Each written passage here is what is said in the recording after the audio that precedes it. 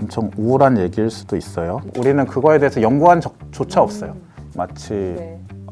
아기를 말하게 만드는 것과 비슷한 역할인 것 같습니다. 네. 부모의 준하는 인내심이 필요하고요. 네, 본격적으로 2부 시작하겠습니다. 1부에서는 커먼컴퓨터 김민현 대표님과 함께 챗GPT가 무엇인지, 챗GPT 공개 후 국내 기업들이 어떤 반응을 보이고 있는지에 대해서 살펴봤는데요. 2부에서는 챗GPT에 대한 소비자들의 반응, 그리고 인공지능이 가져올 미래사회 변화에 대해서 더 심도 있게 이야기 나눠보겠습니다. 자, 저희가 1부에서 봤듯이 올 상반기에는 정말 챗GPT 열풍이라고 할 만큼 많은 화제를 목격을 할 수 있었는데요. 챗GPT 이용자가 폭주하면서 서버가 다운됐다고도 하더라고요. 네. 그리고 지금까지도 사실 언론에서 계속 챗GPT 얘기가 나오고 있습니다. 사람들이 유독 챗GPT에 열광하는 이유가 뭘까요? 뭐 이유를 네. 쭉 나열하면 여러 가지가 있겠지만은 네. 저는 제일 주목해야 될 점은 결국 이 실력이라고 생각해요. 실력이요. 그게 어떤 실력이냐면 먼저 이 창업자 샘 알트만, 네. 이 사람이 Y 컴비네이터의 교장 선생님 같은 사람이란 말이죠. 예. 그럼 이 사람이 뭐를 트레이닝을 계속 해온 거냐면, 트레이닝이자 가르치는 사람이 제일 많이 배우니까 네. 스타트업에 뭘 제일 많이 가르치냐면 그 스쿨에서 네. 딱 스타트업 모아놓고 3개월, 6개월 동안 너네 지금 시드 단계잖아. 네. 다음에 A 단계까지 우리가 10배 뻥튀기 해줄게. 요거를 집중적으로 트레이닝 하는데 네. 거기서 스토리라인 잡는 연습을 계속 시킨단 말이죠. 그렇군요. 네. 그래서 어떤 기업이 오던 간에 네.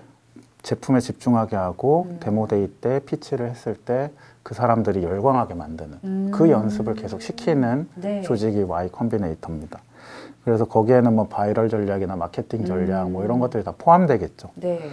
그래서 그런 사람이 이 제품을 만들 때 이것이 굉장히 오랫동안 설계된 게 GPT-2 나왔을 때도 기억해 사실지 네. 모르겠지만은 이거에 뭐 비교할 바는 아니지만 그 인더스트리에서 항상 화제가 됐었어요. 항상. 그러니까 그 퍼포먼스에 비해서 네. 항상 뭔가 오픈 AI에서 하면 트위터가 많고요. 그리고 그 트위터를 하는 사람이 앨런 머스크 뭐 이런 사람이 네. 계속 해주고요. 네. 그리고 샘 알트만 친구들 다들 그 업계의 테크 인플루언서들일 거잖아요. 네. 그분들이 계속 이렇게 바이럴을 해줘요. 그래서 그러면 어떤 게 생기냐면 데이터가 생기죠. 아, 사람들이 뭐 이런 철학 질문을 많이 할 때 트위터가 많이 바이럴이 되는구나. 그래서 그거를 쭉쭉 계속 모아온 2년, 3년 이렇게 계속 모아온 거죠. 그래서 GPT-3가 나올 무렵에는 네. 3에서 3.5 사이에 그 데이터들이 다 쓰인 거예요. 사람들이 그러니까 열광하는 이유가 여러 가지가 있는데 그게 뭔지를 다 안 거죠. 네. AI라는 게 나왔을 때 이 AI에 사람들이 뭘 물어보는가에 대한 데이터를 다 알고서 이걸 어떻게 답변할 때 제일 좋아할까를 집중적으로 트레이닝한 것이 챗GPT다. 그러니까 GPT-3와 GPT-3.5는 큰 차이가 없음에도 네. 이 데이터 퀄리티가 열광하는 데이터를 넣은 것이 챗GPT라고 봐도 무방할 만큼 그렇군요. 굉장히 익스텐시브한 범위에서 각 네. 분야별 뭐 도덕적인 부분, 뭐 법적인 부분, 마케팅적인 부분, 뭐 다들 파이낸스적인 부분 여러 분야들에 대해서 종합적인 답변을 골고루 다 커버해서 빈틈이 없도록 만들어서 출시를 했기 때문에 네. 이렇게 될 수밖에 없었다 이렇게 보고 있습니다. 그러니까 기술도 기술이지만 그걸 포장도 잘 했다고 할 수 네. 있을까요? 그리고 그 네. 계획이 너무 주도면밀하고 빈틈이 없다. 빈틈없이. 네. 자, 그렇게 해서 성공적으로 지금 전 세계 사람들한테 이렇게 인기를 끌게 됐는데요. 지금 저희가 지금 김민현 대표님과 제가 이야기를 하고 있는 이 순간까지도 사실 챗 GPT에 대한 사람들의 관심이 뜨겁냐 했을 때 사실 아직까지 좀 회자가 굉장히 많이 되는 것 같긴 한데 챗 GPT가 계속 핫한 이슈가 될 거라고 보십니까? 이런 얘기는 한 적이 있습니다. 이제 구글 바드 네. 엔진 만드는 엔지니어 네. 막 이제 열띤 토론을 했는데 네. 이제 그쪽 입장은 물론 그분이 대변하는 건 아니지만 네. 성능, 절대적인 성능이라는 게 있다. 네. 그랬을 때 아까 큰 차이가 안 난다고 네. 말씀드렸지 않습니까? 그러면 챗GPT의 지금 하이프가 네. 그 성능에 맥스치인 것 같다. 아. 그러니까 사람들이 사실 이거 다음에 더 있는 것처럼 네. 얘기를 하지만 그 모델이 그걸 담당한 캐파는 아니다 근데 그 부분에 대해서 제가 어느 정도 동의를 하는 것이 네. 방금 말씀드린 것처럼 이미 GPT-3에서 맥스로 뽑을 수 있는 최대치를 트레이닝해서 나온 게 3.5란 말이죠. 네. 그리고 4가 물론 이미지도 되고 뭐도 했지만 약간의 임프루먼트 정도 레벨의 수준이기 네. 때문에 인기가 막 다시 한번 또 제이컵을 여기 한 번 더 그린다거나 네. 그럴 수 있는 모델의 캐파는 아니다. 네. 그렇지만 꾸준히 우상향은 할 것 같습니다. 이런 이야기도 나와요. 구글을 비롯한 수많은 인공지능 기업들이 기술력이 없어서 접목하지 않은 게 아니었다. 최근에 뭐 구글도 바드를 오픈했고 구글도 인공지능 연구를 굉장히 오랫동안 해오고 있고요. 또 메타 같은 경우도 유사한 기술을 갖고 있다. 뭐 이런 보도도 나오고 우리도 기술은 있지만 사용하지 않은 것뿐이다. 뭐 이런 이야기를 하는 사람도 있는데 어떻게 생각하세요? 이런 의견에 대해서는? 맞기도 하고 틀리기도 하는데요. 옴니아폰 기억나시죠? 아, 기억나요. 옴니아와 아이폰은 네. 많은 차이가 있잖아요. 그렇죠. 그렇지만 옴니아폰 만드는 공장에서 네. 아이폰을 만드는 부품과 네. 크게 차이가 없다라고 특히 초반에 주장할 수 있겠죠. 네. 넥서스 1과 아이폰은 큰 차이가 없다. 네. 주장할 수 있겠죠. 주장을 할 수 있을 왜냐하면 것 실제로 같긴 기술 다 하네요. 뜯어보면 이거는 삼성에서 온 거고 네. 이건 LG에서 온 거잖아. 조립만 다르게 네. 한 거 아니야. 맞아요. 주장할 수 있겠죠. 네. 근데 결정적인 차이는 뭐냐면 챗GPT는 네. 그 오픈 AI의 사명에서 적혀 있듯이 AGI를 타겟해서 나온 겁니다. 그러니까 Artificial General 네. Intelligence. 근데 이 말은 사실 학계에서는 금기된 단어에 가까워요. 아, 그래요? 왜냐하면 존재하지 않거든요. 아. 사기꾼 같아요. 이 단어를 쓰면. 오픈 AI 홈페이지 딱 박혀 네. 있던데요. 그러니까 이게 네. 굉장히 볼드 무브죠. 아. 되게 과감한 무브고요. 네. 그거를 타겟해서 나온 GPT-3, GPT-3.5, GPT-4랑 네. 바드는 사실은 완전 다른 제품입니다. 아키텍처는 뜯어보면 비슷해요. 부품은 비슷한데 네. 바드는 검색을 더 잘할 수 있게 만든다. 다음 넥스트 제너레이션 네. 서치를 위해서 만든 모델이고요. 챗GPT는 제너러티브 웹 혹은 생성 무언가, 물음표 전혀 다른 세상을 타겟해서 만든 거예요. 그러니까 아키텍처가 비슷해 보여도 네. 이쪽은 앱스토어라고 말을 하거든요. 이제 챗GPT나 GPT-4 위에 우버나 에어비앤비 같은 그런 AI 앱들이 우후죽순 쏟아져 예. 나올 거다라고 하고 있고 실제로 많은 스타트업이나 개발자가 네. 계속 찍어내고 있죠. 뭐라도 이제 나올 것 같으니까 이제 금을 막 캐고 있는 건데 스테이블 디퓨전도 마찬가지고요. 네. 그래서 그 생태계를 만들었다는 점이 가장 큰 거라서 네. 이것을 기술적인 난이도만으로 보기에는 많은 차이가 있고 이 차이는 되게 또 따라잡기도 힘들고 네. 따라잡아야만 하는 이슈가 아닐 수도 있어요. 이게 독자적으로 또 이렇게 두 개 파로 나뉘는 것이 네. 시장 관점에서 볼 때는 이득일 수도 있습니다. 아, 그렇군요. 아무래도 많이 체감을 하고 계실 것 같아요. 또 스타트업도 운영하고 계시고 하니 앞으로 기업과 정부기관에서 어떤 방식으로 GPT 기술을 이용하고 개발해야 한다고 보시는지. 지금처럼 혹은 지금보다 더 어그레시브하게 챗GPT 모든 분야에 다 적용해봐라는 메시지는 되게 긍정적이라고 생각을 하고요. 일단 다 네. 넣어봐야 되고 네. 뭐가 나올지 모르니까 다 넣어봐서 조직에 계속 써보면서 예. 그 조직의 AI 감각 네. 같은 거를 이제 올려야 되는 거죠. 예를 들면 예전에 클라우드 트랜스포메이션, 네. 뭐 디지털 트랜스포메이션 이런 말을 썼는데 이제 AI 트랜스포메이션 해야 되는 건데 조직이 네. 그거를 가장 쉽게 좀 접근할 수 있는 방법이 이런 서비스를 간단하게 구독해서 네. 조직에 배포하는 것이 제일 좋은 방식이라고 생각이 돼요. 네. 그래서 그 다음에 뭔가를 발견해냈을 때 이것을 계속 쓸 것인지 독자적인 AI 기술을 발전시킬 것인지는 그 다음 이슈겠지만 네. 정부기관이나 이런 데도 이렇게 쓰는 거는 되게 긍정적으로 보고 있습니다. 네. 문제는 예전부터 사실 이런 얘기는 많이 나왔습니다. 인간의 직업을 챗 GPT한테 뺏기는 거 아니냐. 뭐 관리 감독하는 사람만 살아남고 실무직은 사라진다. 뭐 이런 것들에 많이 활용이 된다고 하더라고요. 일단 뭐 학생들 과제 해주고요. 또 논문이나 대본 기사 써주고 책도 써주고 법안도 만들어주고 코딩도 해주고 실제로 챗 GPT가 인간의 직업 중 상당수를 빼앗을까요? 이거는 사실 많은 분들이 조금 걱정하고 계실 것 같아요. 네. 네. 저는 이거를 네. 이렇게 보는데 좀 되게 네. 엄청 우울한 얘기일 수도 있어요. 네. 마음을 네. 준비해야겠네요. 알파고 때도 네. 제가 똑같이 했던 얘기인데요. 네. 알파고와 이세돌이 격돌할 때 비포 애프터를 이제 실시간으로 보면 네. 비포에는 정말 많은 말들이 많아요. 어. 설마 AI가 이기겠냐. 그래도 네. 인간만이 볼 수 있는 무슨 인사이트가 있다. 그러니까요. 뭐 이세돌 데이터만 빼고 트레이닝한 거 맞냐. 이세돌 저격으로 나오는 거 아니냐. 네. 막 별의별 억측이랑 막 많이 나오는데 그때 저희가 구글 내부에서 봤던 건 뭐냐면 네. 그냥 그래프거든요. 그래프가 있는데 그냥 이렇게 올라가요. 그리고 이세돌이 여기 중간에 있어요. 그리고 그래요? 매치를 걸 때 아. 이세돌을 이길 확률이 90%를 넘었을 때 매치를 건 거예요. 오픈 AI 예. 입장에서는. 그러니까 데이터인 거죠.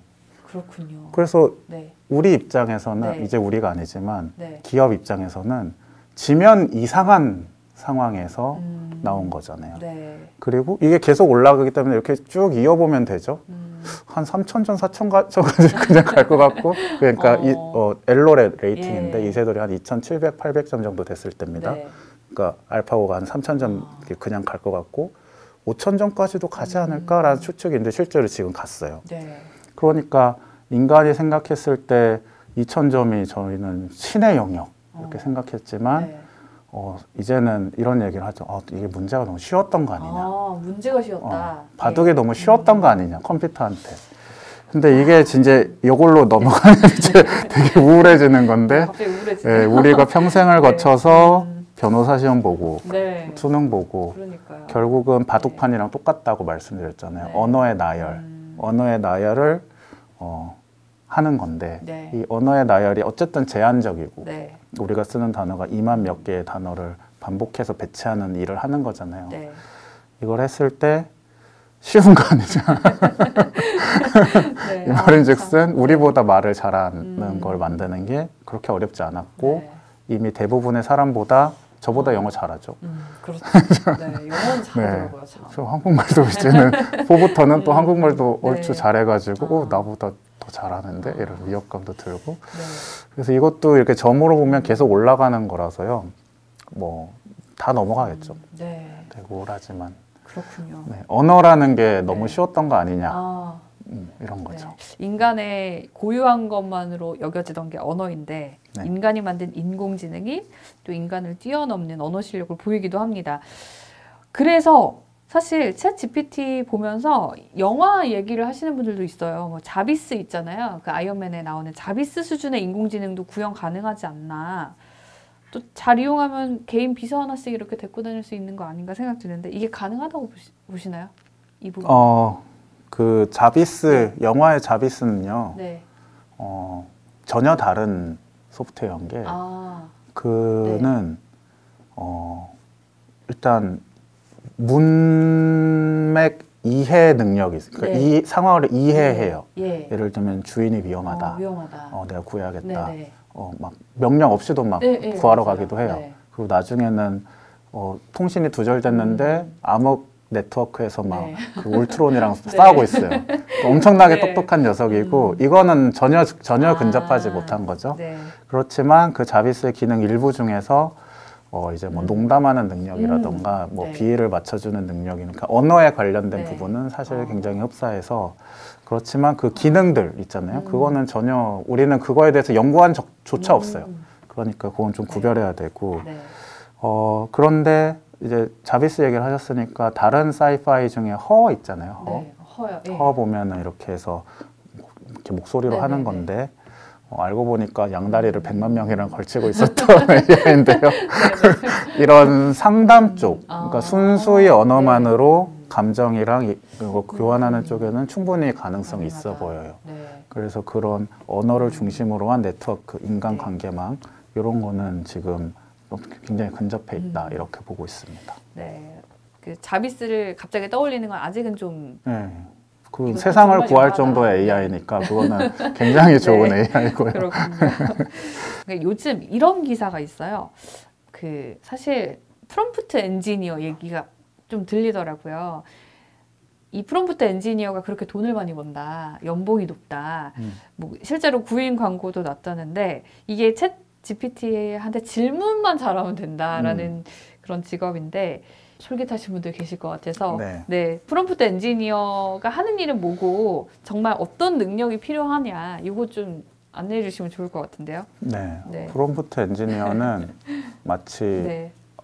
아기를 말하게 만드는 것과 어. 비슷한 역할인 것 같습니다. 네, 아기요. 네. 네. 아기를 키울 때 네. 엄마 아빠를 말하게 하려고 별짓을 다 하잖아요. 그렇죠.